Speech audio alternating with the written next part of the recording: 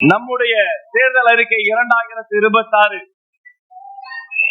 இதை வெளியிட்டு தலைமை உரை ஆற்ற தமிழக வெற்றி கழகத்தின் வெற்றி தலைவர் தர்மத்தாயின் தவ புதல்வர் வருங்கால தமிழ்நாடு முதல்வர் அண்ணன் விஜய் அவர்களை அன்போடு அழைக்கிறேன்.